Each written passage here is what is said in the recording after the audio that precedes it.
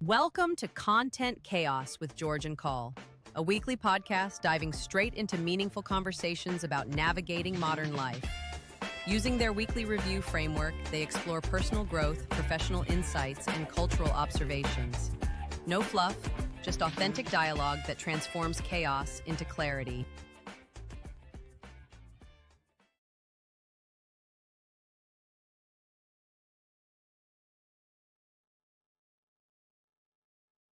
Hey, Here we are, episode 48. we I want to make a correction to last week. Okay. 'Cause I we talk very freely here. We're unscripted. We don't know what we're going to be saying in advance, so sometimes I get my facts a little twisted. And two things. One, the AI doc, which I referenced, my one of my students at NYU was a co-producer of it, with her other NYU colleague. Her name is Rosalia. His name is Theo. But the two, the director and the kind of main person that they focused on, they were not NYU students. They were from Yale, and that's Milo and Cameron Berg. And anyway, just to clarify that, but nevertheless, amazing achievement on their part to make that film on a shoestring budget and then get Yeah. it, get it seen all over the place. And then the other thing was that I called Paul Gilbert, who is the kind of creator or academic who discovered the concept of compassion mind training. I said he was a neurobiologist, but he's a psychologist. I don't know why I'm being so strident with the corrections, but Yeah, you're really fact checking yourself here. yeah, That's before I forget, I wanted to clarify those. all right. So, accuracy matters. It does. Um, we're not, at this point, honestly, we're probably as reputable a media source as anything out there. My God, what is happening? Um, okay, so let's start out as we always do, Yeah. talking about what went well in the past week. What do you have to say? Um, as I'm this past week, I'm I just kept coming back to uh sort of like celebrating the little things. Like there wasn't like one milestone or anything like that, but little things like meal planning. Like, I didn't throw anything away that was uncooked this past week, and I think I've got like I think I'm not keeping track, but it just really stood out because I think it's been a few weeks now, and that's Yeah. just I hate when that happens. Yes. Um, and summertime's a little easier because you can just grill stuff and, all that, but, um, the vacation planning, I feel like, that's coming up next week, and we got that down to a science. Like, there's not having to put any real thought into that, is good. The dog's medication is here, so hopefully, knock on bamboo, he won't throw up in the car on the way down and all that. Doing the work and getting results at work, just, publishing report after report, and it's having the impact that I had hoped or intended. And I think there'll be more. Kids are all launching at their different stages. um you know uh our UNC senior on her internship has checked in with both of us for perspective on things, which is really nice. It's nice that as independent as they become, they still, need you in some way. So I don't know, all those things are little things that are just nice to pause and reflect on, that kind of stuff. Not take it for granted. Yeah, it's so key. I mean, it's also kind of like the whole idea behind this podcast is to stop and reflect, because we really do. We're very lucky. And if you can just slow it down and just kind of realize how lucky you are, um, it's amazing. Why wouldn't you do that? Yeah. Yeah. So how about you? What went Um, well? Similarly, I mean, you just reminded me just the little things, just the bird sanctuary in the backyard is just bringing me so much joy and happiness. And at any given time, I can look out there and it's like 20 birds, like around the bird feeder and on that yes. And it's just I love it. I love my humbirdie bird feeder, watching them, from afar, but even more so like going out there, and I set up the step stool. So if Olive wants to have closer access to bird watching, she can do that. Olive is our cat, for those who don't know, and she usually watches them either from the front window or the back deck. But the bird feeder is kind of downstairs. So if I open the kind of downstairs door and put the step there, she'll go up the step and just watch them all there. And it's very cute because there's also a bird bath, and the birds get all excited with the bird bath, and then she gets all excited. It's very cute. And yeah, and then the other thing I guess that was really fun and wonderful in the past week was my friend Spina came to NYU as a guest speaker, and we just had a ball. Like it, it's just those friends that you are just so core close with that you just pick up, where you left off. And she went to NYU, so it's great to bring students from the school that you're teaching at, former students, bring them back so that kids can see in the future, different paths for themselves. And she's had just the most incredible career, and she still has an incredible career as a branded entertainment consultant. But her stories are really good, and she was talking. She could even go toe to toe talking about Love Island, which is something I know nothing about, but I know my students are all like talking about it. And we launched it on CBS, and it didn't, it immediately went over to NBC. It was kind of off brand for CBS, but anyway, it was just so fun to have her there. And my friend Andy brought his class in, and we just had a ball, and it was just easy and low key. Um, Honestly, I think that students learn a lot from people having honest conversations instead of performative, like scripted, staged. When you let them just listen to people talking, at least I know that's how I learn. When I get to observe and listen to different kinds of people talking about different kinds of things, that's how I learn. And I like to give that opportunity to students, and especially when I get to see my friend and get to see her new wedding ring because she's engaged now. Oh, Uh, cool. yeah, yeah, it's just, I just love when good things happen to good people. So Yeah. that's what went well. And then what could be better?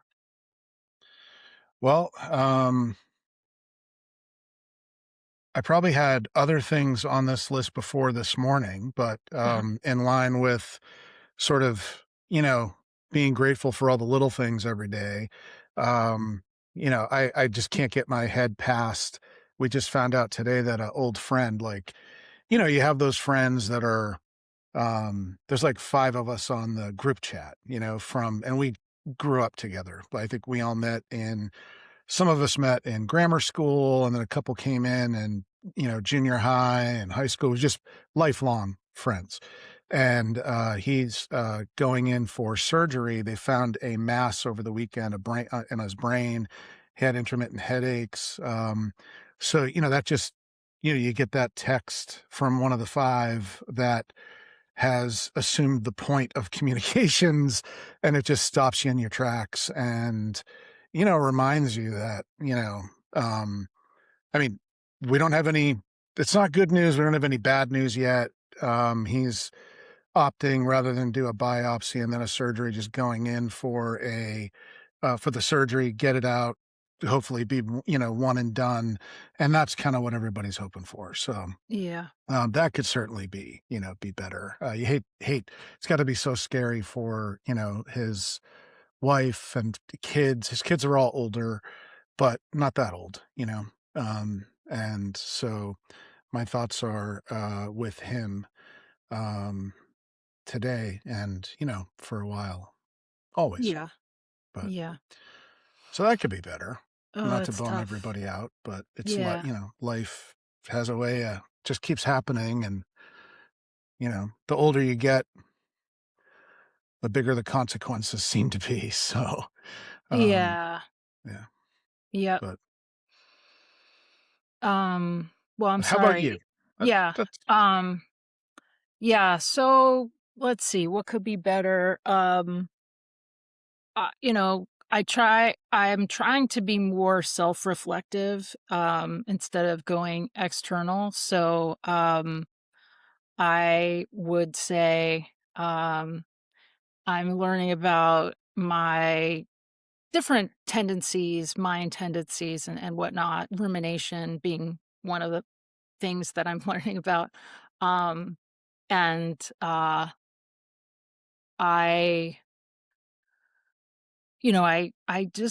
I have a tendency to overbook and just go, go, go, go, go, and just do way too much until I come crashing down. And I kind of did that on Friday, where we had plans to see the Odyssey, but I had double booked, which I didn't even realize because I had it planned that way far in advance. I had a student at that time, but also I had a paper due for my Rutgers class, and I had anyway, I was just like, I was doing talk about cognitive load. Like, sometimes I go so hard mentally, um, to the point where it's just like the next day I'm just like wrecked. And that's kind of how I was on Saturday.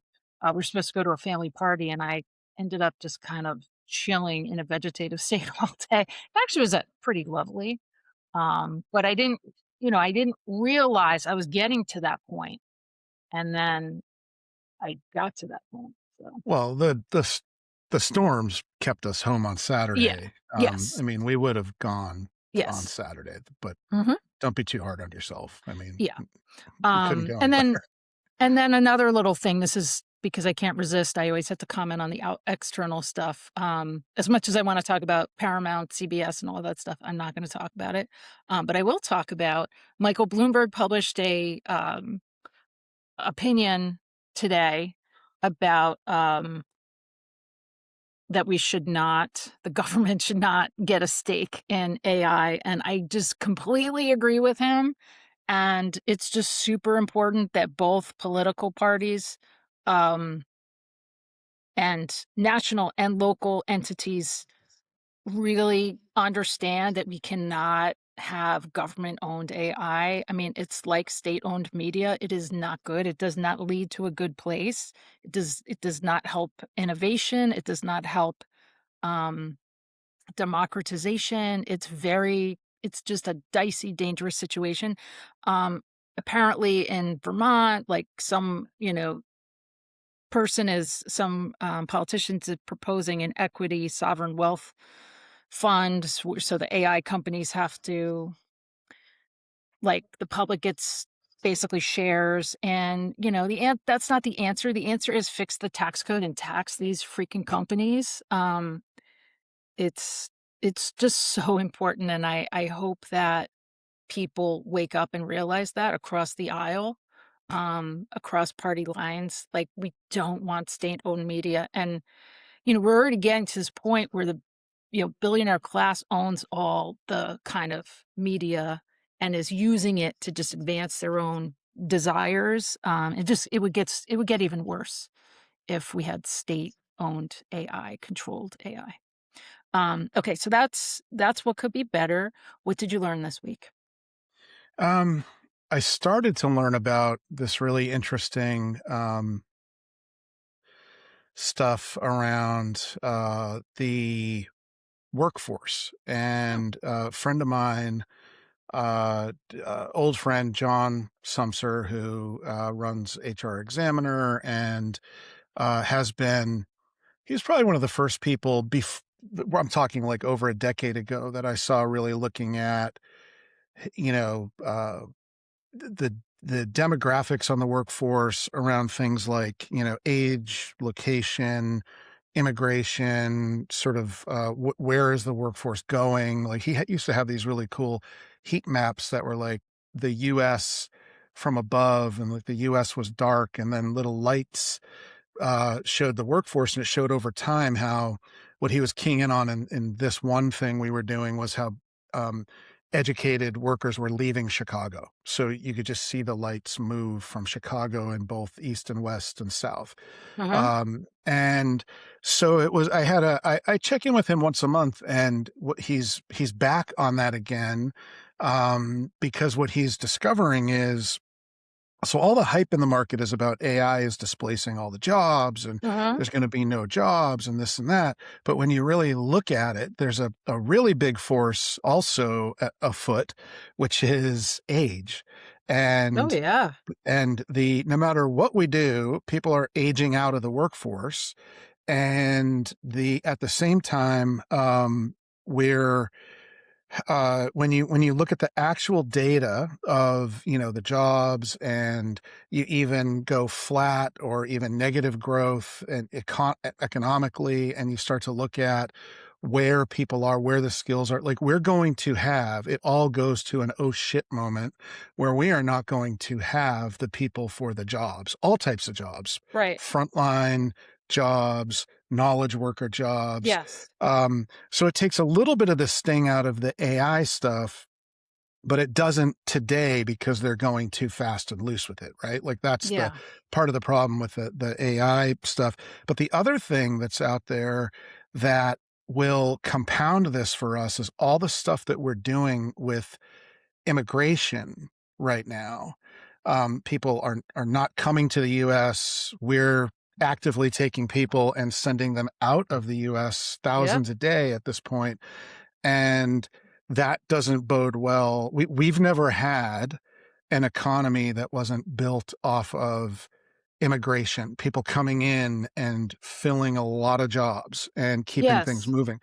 So I don't have all the details and the stats, and he's working on that. I'm going to be, watching him, and I'm sure I'll have some kind of other perspective. But it was fascinating because it just shows how much. I mean, I'm in the thick of this, and I've been for a long time, and I've been always in the middle. Like not really on the hype end of things where it's like, Uh-huh. oh, it's going to take all the jobs and everything's dismal, but we are dealing with the result of the hype, the impact of the hype. But I'm also not on the other. I don't have my head in the sand either. Like there have been jobs impacted. There are industries impacted more than others.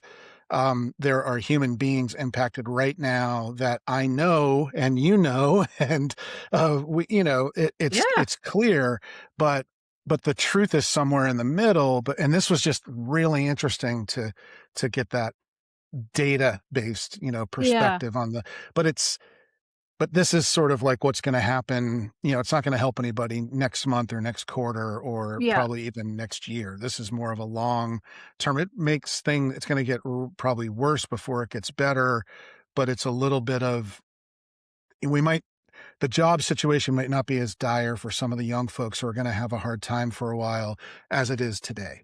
So anyhow, that's my Yeah. optimistic thought, but that's Well, what I started to dig into. tell that to my NYU students because, man, these kids are panicking. You Yeah. know, like the kids who graduated, going back the past few years, they're like, how many internships can I do? Like, I do all this unpaid work. I do this, I do that. There's nobody hiring. And then I'm like reaching out to all these different people and they're like, sorry, I got laid off. I can't, I don't want to come. And it's like, it's not, it is. And the thing is, media and entertainment is a bellwether for the rest. This is my unscientific analysis, but because everyone uses media and um, entertainment and culture to sell their wares, like when that is kind of the bellwether for what's going to be coming to other um, industries. But so I mean, I don't want it to be, but I think I think it's just also a lot more entrepreneurship. Like this is where I'm like telling my students, like, get your YouTube going, do this, do that. Like, don't wait for someone to come wave a wand and be like, you hereby have a job. It's like it's shifting that mindset, which we kind of all like. One of them said to me the other day, she's like, "It was all a lie." Like if I- I was told my whole life, I get these grades, I go to this school, then I'm going to get a job, and that's not how it's working. And it's like, okay, Yeah. I mean, I if mean, you, yeah, sorry. I don't know. I look, I again, we're in it, so you can't really see it. So I don't know where it's all gonna net out, obviously. Well, I do nobody can see it. yeah. And I don't, and I think a lot of what is happening now, there are some, you know, truly AI based, jobs that were lost or jobs that were lost based on AI, I should say. Yeah. But at the same time, a lot of it is a smokescreen, Oh, coming out yeah. of COVID, companies way overhired I mean, and they're correcting things right yeah, now. And, I'm not saying that's in a good way. They're probably overcorrecting, yeah, counting on AI. And that's where we've had companies reverse some of their decisions and hire people back and yeah. this and that. But if you buy into the hype, if you think, okay, I'm going with the hype cycle, I'm going with the Silicon Valley message about what's going to happen Uh-huh. to jobs, then to your point, you would that speaks to a future where everybody's got a portfolio career, everybody's Yeah, got skills. We're not set up to support that right now. Like I there's know. no healthcare in that. There's no Right, insurance in that. There's no right. and that's everybody's an entrepreneur. But if you come back to the middle on that, it might be that the definition of success for some people might be changing. Like, Oh, that's definitely happening. right. So like, Yeah. might not be like where are these big swings more where do companies take these big swings with layoffs? Oh, Big companies. yeah. And so maybe you need to be in an environment where it's a medium-sized company Yeah. and as an individual your contribution Yeah. is more seen, felt, understood than Yes. when you're a number of Yes. 100,000 people or a number out of 100,000. So I think I'm not saying that that's the solution. I'm not saying that's easy. I'm just saying that's, just like, uh, the perspective of like skilled trades and things like that. Like that looks like the stable path at the Of moment. course. The stable And path, the lucrative path. I mean, right. my God, look at what Right, but the it wasn't always like that. So a lot of what people define today yeah, as success is based on the impression that that's yeah. that's work you don't wanna do Yeah, and, it's you get your hands old-fashioned, dirty. Yeah. antiquated notions, yeah. Yeah. No, there's, like first of all, the big tech, like, talk about overhired, also just manufactured, there's not productivity. Like, I'm telling you, there's just, like, towers of nothingness going on. So, like, when you're in this moment, like, you can't keep those going forever, you Yeah. know? Yeah. And then also just the opportunity hoarding, like you're talking about, like baby boomers, like, oh my God, you really have to drop dead in office? Like, what is wrong with these people? They have all the power and all the money in the world, and they want to drop dead in their jobs. Like, what? It's just, it's Yeah. twisted. Um, So what okay. about you? What did you learn? What did I learn? Let's see. Um, I'm really just going deep on this. Okay, so I have launched this compassionate mind program, and I'm very excited about running this. And I have a good cohort of people doing it with me. But one of the things that's very interesting is I'm learning a lot about emotional regulation, and I've always been fascinated by it. And I'm studying at Rutgers, and I study it through my yoga and spirituality practice.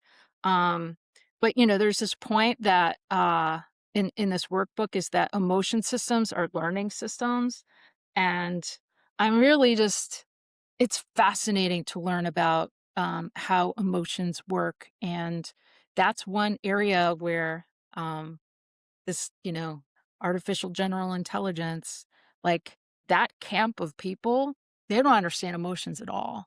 And so that's why also I'm not like fully, again, I don't know what's going to happen with all that stuff, but I think there's a big blind spot when it comes to emotions and um, how people relate with each other. So learning a lot about that. Cool. Yeah. Cool. All right. Well, should we try to do this next week from we'll have to see how the Wi-Fi is, I guess. We'll have Yeah. to Yeah. see all that. We might. But that would be kind of fun if we did it from the Outer Banks, Yeah. if Yeah. Wi-Fi permits. Right. So Cool. So I guess that's call time on our episode 48. yeah. Yeah. Oh my God. I've been waiting to use Yay. the air horn for so long. I had to manufacture a moment to use. Okay. That's funny. Yeah, we didn't even mention World Cup, but that was also just a global what went well moment, I felt. That was fun. Yeah, I feel like the good guys won. I do too. That was it was really interesting. Like I'm not a soccer fan, and that was interesting to watch that whole thing and not have a dog in the hunt at the for the court from the quarterfinals on, and to be like watching how the refs operate and what Argentina gets away with. I'm not saying things were rigged, but things are definitely not equal. Like, Yeah. just from the outside watching, like I don't even know what I'm watching, but I'm watching people get mugged and nobody's calling it. And like okay, I'm pretty sure that's not legal. But Yeah. anyhow, yeah. All right. All right. Well, thank you, honey. We'll be thank thinking you. about John. Yeah, thanks. Well, And happy birthday, Uncle John. Sorry. Today's his birthday. One of our key listeners. yeah, happy birthday.